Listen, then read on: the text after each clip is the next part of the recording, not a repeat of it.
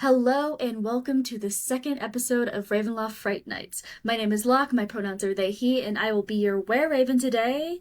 And in this episode, the masks are coming off. And in order to help me figure out what mask we're taking off for a Ravenloft Halloween party, I have a special guest joining me. Would you please introduce yourself? Hello, everyone. I'm Angel, any pronouns. You can find me online at AngelFrost or AngelFrost27 on most social media sites. And this is your second time on the channel. Yeah! If you haven't seen them before, you can check out the Do All Curse of Strahd DMs video. Like, do they all think the same? It's a very informative, long video, I admit. So maybe not before you finish this episode, but I think worth a watch. After you finish this episode, go check that one out. It's very fun. Absolutely. And today, we're going to be, I suppose, kind of competing a little bit to pitch some Ravenloft monster costumes that your player character should wear. So we're going to go back and forth to do that, and maybe in the comments below you can decide which costume did you like the best. Do you want to start, or should I? I can go ahead and start. My pitch number one is dressing up like a carrionette, which is one of my favorite Ravenloft monsters. Creepy doll vibes. Characters can get all fanciful with the makeup, and who doesn't want to dress up in like a frilly little dress with like maybe some hanging cords off of the joints. Excellently creepy. Good Ravenloft vibes, and also an excuse for your character to be a little chaotic at whatever Halloween party they're at. Yes, because there's certainly going to be someone who thinks that like the little pin needle thing you're supposed to have might actually steal their soul. Exactly. You can go around and stab people for fun. Why am I giving? We're competing. I just reminded myself. I need to not. It's because I'm right, obviously. All right. If that's how we're playing it, here we go. So my first pitch, and I think I'm gonna go in order on my list of what would probably be the easiest to achieve / basic to complicated. So I think my most simple one is a Nosferatu, because it's a classic vampire, but we're going bold about it. So we just got to get a little disguise kit or a bald cap of some kind, and otherwise you just kind of need rags to wear or, other vampire-ish looking clothing. Really easy to achieve. A lot of haunted Barovian PCs or other Ravenloft PCs already look really haunted and gaunt anyway, so like you don't even have to do a lot of makeup work for it. But you can look absolutely creepy and horrifying at the Halloween party. I like it. Classic vamp, but be bald about it. Exactly. All right. I will see your Nosferatu and raise you a scarecrow a la Baba Lysaga kind of vibe. I think this one's probably also pretty easy for a Barovian or Ravenloft PC to do. You can wear some like tattered clothing that you can find around and then collect like straw and raven feathers. Stick them all over. Stick them in the collar of your clothes, in like on your waistband, stuff like that. Pretty simple, easy to achieve, and also has that creep factor. That is true. It would look like maybe you've killed some ravens, but all right, I guess.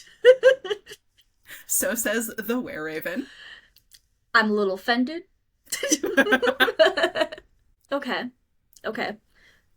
I'll raise your scarecrow and make my pitch for the Grimishka, which is this creepy little cat / rat-like creature that's got way too many teeth, awful eyes, but this is for the cat girls. That's a really easy costume that a lot of people have gone through at one point, or cat boys, but it adds that creep factor. You could add little magical effects to it because Grimishkas also are kind of allergic to magic, should we say, in which they might explode, or otherwise there may be some sort of blowback if you attack them with magic. So maybe you have like little harmless effects that go off if someone, casts something near you to make sure that the punch stays cold or something like that.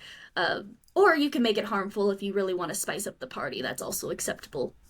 I feel like that's kind of the way to go for like a Ravenloft or a Barovian Halloween party. Like somebody's got to bleed by the end of this party.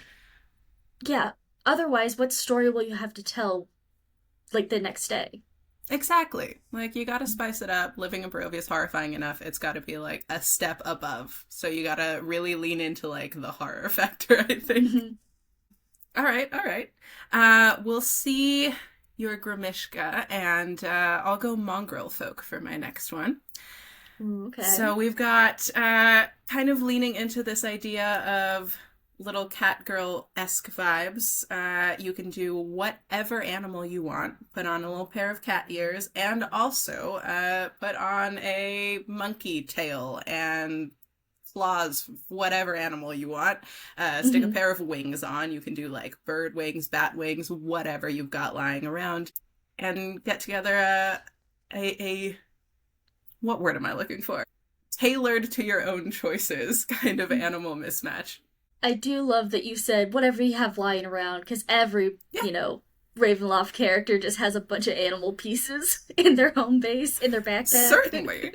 I mean, with the amount that you like go out and find horrifying things to battle and kill in Barovia and other Ravenloft lore worlds, you've bound to have some weird stuff lying around. Yeah. Honestly, you could be harvesting throughout the entire year in preparation for Halloween so that you Exactly. have the most extravagant costume. Exactly. See, and it'll be like the journey of your year into your Halloween costume. The costume for the PC that goes a little too hard for the Halloween spirit. Exactly. Okay, okay, I do like that. I do like that. I feel like in a similar vein, I'm gonna go ahead and say the boneless. The boneless can look like anything. It is literally just the skin, the flesh that is sloughed off a skeleton so that skeletons can walk around and be enemies, right? So it could be anything. It could be like the skin of a dwarf. It could be the skin of a killer Bella. It could be the skin. It could be like, whoever your PC last killed that maybe they shouldn't have. They can then wear it as a costume to the party, make a little bit of a joke about it, and then maybe you won't have to face the consequences. Yeah, there you go. Honestly, not a bad idea. I kind Mm-hmm. of like it for your little murder hobo PCs out there. Yeah, little It will costume. be a little smelly, would be my only, like, I gotta disclaim that, because it is a decomposing body of flesh that you're draping over yourself. Okay, Not gonna smell great. maybe if you prep this ahead of time, you could spend some time like tanning the flesh, make a little tanned hide, Oh, yeah. I was also just thinking perhaps. that maybe, was it Gentle Repose, the spell that just kind of Oh, like yes, conserves the body? that could work. Could use that if you have access to magic. Or maybe the gross factor just like adds to it. I'm not sure. I mean, it would add to how horrific it would be. So I Exactly. guess it depends on your vibe. Do you want it to be a fun joke? Or do you want it to be, like, actually terrifying? Hmm. So you've got options. My next pick is we'll go, classic Halloween costume with like a werewolf or a loup-garou. Um, Mm-hmm. and I feel like this is just you've got to include something classic. You've got the Nosferatu as far as classic or slightly off classic vamp costumes go. But on the other hand, you can go werewolf. However much you want to add in like ears, fun hair, and all over makeup that you have. Mm-hmm. And other than that, kind of go however tailored you want for that werewolf costume and fit in for whatever kind of Ravenloft setting you're in. Mm-hmm. Mm-hmm. Alternatively, if you are a werewolf, That you too. could just say that it's a costume. Low effort. Listen, you don't even have to. Yeah, you don't even have to like pull together the costume. Just go out, find some werewolves, get bitten, and you're good to go. I'm sure it won't be a problem after the party. Oh, no, no, of course not. Commit to the bit. Mhm, Anything else will be solved afterwards. It'll right itself, I'm sure. exactly. I think my next one kind of would go hand in hand with your carionette, in which I have to talk about the best little jester puppet. or doll, I guess he's more. Piddlewick the Second. This cute little kind of clockwork wooden doll situation. Wears a little jester suit, has his face painted, kind of like a jack-o'-lantern. Obviously, you could match that aesthetic. That would be creepy. That would be fun. That'd be cool to put together. Just get a little jester costume. Blinsky's got to have more than just the one he wears, right? Just get different colored dyes, jingle around, and paint your face, and you're good to go. I don't think Piddlewick the Second, if it's in attendance, would take too kindly to that, but what's the likelihood that you're going to a party at Castle Ravenloft? You never know. People go to dinner at Castle Ravenloft. Maybe it's a Halloween party this time. It could be, that would be fun. Look, all you have to do is get Piddlewick to the stairs and push him off before he pushes you off. There can be only one. So you're exactly. good. All right. My next pick, I'm going with the Bagman, which is also one of my favorite horror monsters in D&D. Absolutely creepy and horrifying. You can do like some of those like wigs that fall over your face so that you can't really see your expression. Wear tattered clothing, an excuse to walk around like hunched over and creepy. While you're at this Halloween party, and it comes with a built-in bag that you can hold all of your stuff in. Because that's always the problem with costumes, is that you don't have anywhere to put your stuff. So the Bagman comes built in with whatever kind of bag you want to use. If you have a bag of holding, you can use that. Exactly. And then you have the extra threat of the actual Bagman showing up. Mm-hmm. Add a little spice. I do have a question about this, though. Mm-hmm. There's one art of the Bagman that I find a bit more horrific than others, because there's an uncomfortable amount of ass hair. Now, obviously, that's only one depiction of the Bagman, because most people who see him don't actually survive the encounter, So, would ass hair be included, or do you think that's optional for an accurate I think it's gotta be optional. Like, you can choose how much ass you want to show or not. Okay, good to know. For the people at home, of course, not me. Of course. All right, I'll go with the Whistling Fiend next. Now, I don't know much about the Whistling Fiend because it's kind of like the art that is used in Ben Richton's guide during the like create your own monster section. So like they kind of just give like vague examples so that this could be a thing. But the art of the Whistling Fiend means that you can be sexy and scary because the fiend looks like, you're in a full latex suit essentially. Like I'm sure that's like actually the body, but like you could get full latex suit, or I guess fantasy latex. I suppose that would probably be leather. Would be fantasy latex could be a thing. Magic is a thing, so you can fantasy latex something. Okay. So fantasy latex. You get to have a big spear, have this glowing heart in your chest that could be very fun to create, either magically or somehow, like with maybe the help of an artificer or something, an inventor. Really creepy, but again, you get to have a little bit of that alluring, frightening, aspect that we look for in a lot of our monsters in Ravenloft as well. I love a good like sexy horrifying costume. Like get a chance to be a little bit of a slut about it, but also terrifying. And you get to whistle to announce your entrance into the room, and that's a little creepy. Absolutely. We love that. All right. My last pick is going to be a couple's costume. Either romantic or platonic, but paired costume. And we're picturing a Bucephalus couple's costume as a horse. You gotta find a friend that is willing to be either your head or your ass. But you get to be a creepy little nightmare. Flaming mane of hair, very creepy horse, wander around the party like that. Granted, whoever's the ass is going to have, like, maybe a hard time seeing, but that's fine and worth it for the bit. Gotta trust your friend or partner to guide you around, Oh, absolutely. There's trust in that. I do have a concern about the Bucephalus costume, which is, I always envision that Strahd is horse girl and would not take too kindly to people impersonating his special horse, you know?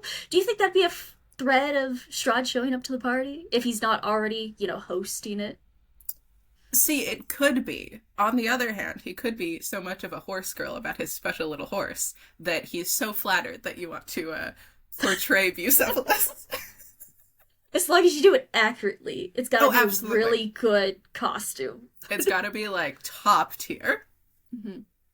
High risk, high reward, if you can pull it Exactly. off. Exactly. Then for my last costume pitch, it's gotta be the broom of animated attack from like the one closet on the second floor of the death house.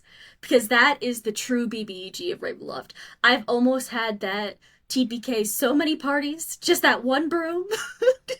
So we have to throw that in there, you know? And it would be pretty simple. You could literally just kind of like strap a broom to you or otherwise turn yourself into looking like a broom. You can help clean up afterwards. And then if you if you fly around and hit people, that's kind of what they're expecting, you know? Kind of an excuse built in to go around and whack everyone at the party, which is Exactly. fun. Truly the actual BBEG of Ravenloft. I completely Mm-hmm. agree the amount of near TPKs that thing causes. Yep. This is why I argue that if you're going for more of like a horror comedy vibe, the end fight with Strahd should be that he could summon a bunch of animated brooms rather than like bats or wolves or anything for that final fight. Love that idea. Stunning. Yes. Every broom that you come across, it could be animated. You never know. It's a danger. Exactly. You never know. Honestly, I feel like that broom does give player characters some PTSD because you just never know if you're going to touch the next broom and it's going to bap. Exactly. Who knows? Cleaning is dangerous. Is that why there's so much dust and cobwebs in Brovia? Honestly, probably. Cleaning comes with like a risk of death, so you don't really want to do it unless it's so incredibly necessary. All right, all right. Okay. Good picks all around. Yeah. Yeah, I think so. So, like as we said, you have six from each of us to choose from. Which would your PC wear? Tell us in the comments below. But also, before we go, I have to know your characters. Are there any on either of our lists that would wear one of these? Ooh. Let's see. I think that my first Curse of Strahd PC, whose game is already finished, chaotic little rogue named Finn, might actually go for your suggestion of the animated broom. For the bit, not gonna lie. Beautiful. I got one. Honestly, yes, absolutely. And I think that my other current Curse of Strahd PC, Kira, who I'm playing with you, would go Carrionet because it's kind of cute and also a little scary. Beautiful. I can see that. Yeah.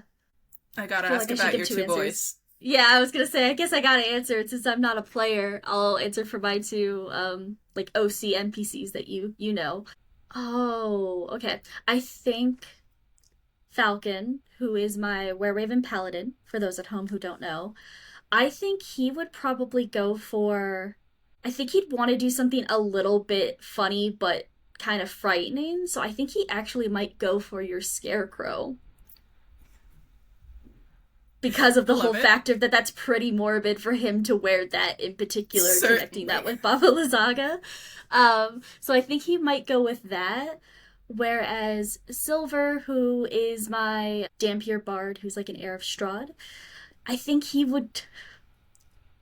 I hate to say it, but I think he's going for the Whistling Fiend. He's got to go for that sexy and scary, you know? He's going for that. So real. All right, all right. We've got a good spread of choices here. Truly, truly. Now we gotta go to a Halloween party. Oh boy. I mean, that we can make that happen. Already had Sad Beige Pride. We could have Sad Beige Halloween. There will be color, because there will be blood. Fair and valid. Okay, well, I think that's gonna do it for the episode. I think we covered a lot. There were a lot of fun ideas. I want to thank you for joining me for this silly little adventure in the mist today. Of course. And thank you all for watching at home. If there's any Ravenloft monster that we didn't mention that you also think that maybe should have been on here that you've thought of, please let us know. There's lots of fun costumes that could be made using these horror creatures, so please comment below. And if you want to see the rest of Ravenloft Fright Nights, don't forget to subscribe so that you can see the rest of this series as it airs daily leading up to Halloween. Wonderful. Thanks, y'all. And we'll see you guys next time.